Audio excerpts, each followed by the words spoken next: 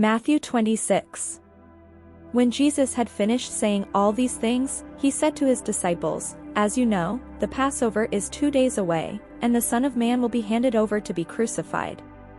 Then the chief priests and the elders of the people assembled in the palace of the high priest, whose name was Caiaphas, and they schemed to arrest Jesus secretly and kill him. But not during the festival, they said, or there may be a riot among the people. While Jesus was in Bethany in the home of Simon the leper, a woman came to him with an alabaster jar of very expensive perfume, which she poured on his head as he was reclining at the table. When the disciples saw this, they were indignant. "Why this waste?" they asked. "This perfume could have been sold at a high price and the money given to the poor." Aware of this, Jesus said to them, "Why are you bothering this woman? She has done a beautiful thing to me. The poor you will always have with you, but you will not always have me. When she poured this perfume on my body, she did it to prepare me for burial. Truly I tell you, wherever this gospel is preached throughout the world, what she has done will also be told, in memory of her." Then one of the 12, the one called Judas Iscariot, went to the chief priests and asked, "What are you willing to give me if I deliver him over to you?" So they counted out for him 30 pieces of silver. From then on Judas watched for an opportunity to hand him over. On the first day of the festival of unleavened bread, the disciples came to Jesus and asked, "Where do you want us to make preparations for you to eat the Passover?" He replied, "Go into the city to a certain man and tell him, 'The teacher says, my appointed time is near. I am going to celebrate the Passover with my disciples at your house.'" So the disciples did as Jesus had directed them and prepared the Passover. When evening came, Jesus was reclining at the table with the 12. And while they were eating, he said, "Truly I tell you, one of you will betray me." They were very sad and began to say to him one after the other, "Surely you don't mean me, Lord?" Jesus replied, "The one who has dipped his hand into the bowl with me will betray me. The Son of Man will go just as it is written about him. But woe to that man who betrays the Son of Man. It would be better for him if he had not been born." Then Judas, the one who would betray him, said, "Surely you don't mean me, Rabbi?" Jesus answered, "You have said so." While they were eating, Jesus took bread, and when he had given thanks, he broke it and gave it to his disciples, saying, "Take and eat, this is my body." Then he took a cup, and when he had given thanks, he gave it to them, saying, "Drink from it, all of you. This is my blood of the covenant, which is poured out for many for the forgiveness of sins. I tell you, I will not drink from this fruit of the vine from now on until that day when I drink it new with you in my Father's kingdom." When they had sung a hymn, they went out to the Mount of Olives. Then Jesus told them, "This very night you will all fall away on account of me, for it is written, 'I will strike the shepherd, and the sheep of the flock will be scattered.' But after I have risen, I will go ahead of you into Galilee." Peter replied, "Even if all fall away on account of you, I never will." "Truly I tell you," Jesus answered, "this very night, before the rooster crows, you will disown me 3 times.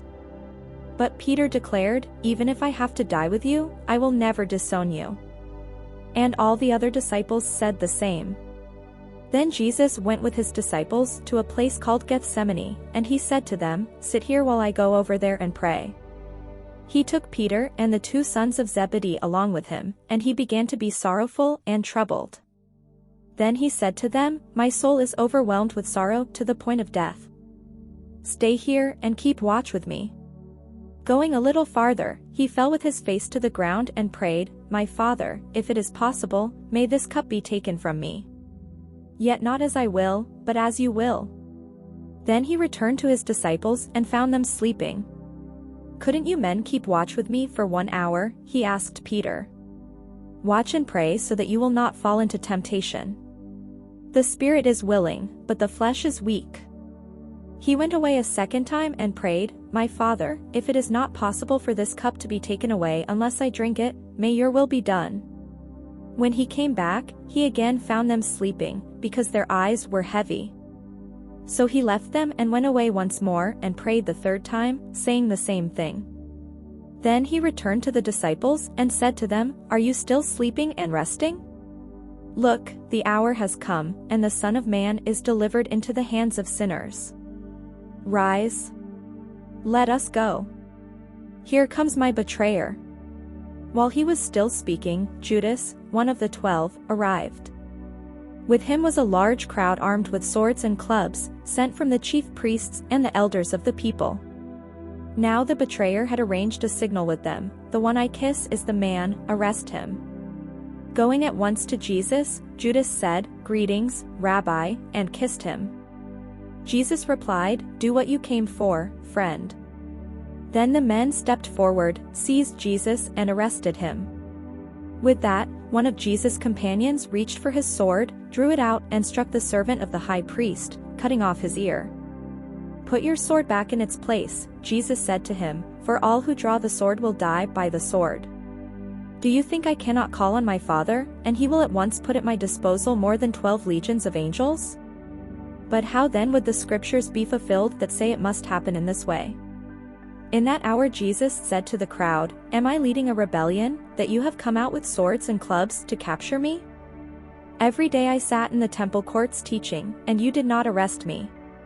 But this has all taken place that the writings of the prophets might be fulfilled." Then all the disciples deserted him and fled. Those who had arrested Jesus took him to Caiaphas the high priest, where the teachers of the law and the elders had assembled. But Peter followed him at a distance, right up to the courtyard of the high priest. He entered and sat down with the guards to see the outcome. The chief priests and the whole Sanhedrin were looking for false evidence against Jesus so that they could put him to death. But they did not find any, though many false witnesses came forward.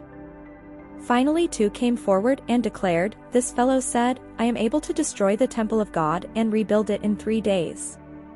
Then the high priest stood up and said to Jesus, "Are you not going to answer? What is this testimony that these men are bringing against you?" But Jesus remained silent. The high priest said to him, "I charge you under oath by the living God, tell us if you are the Messiah, the Son of God." "You have said so," Jesus replied.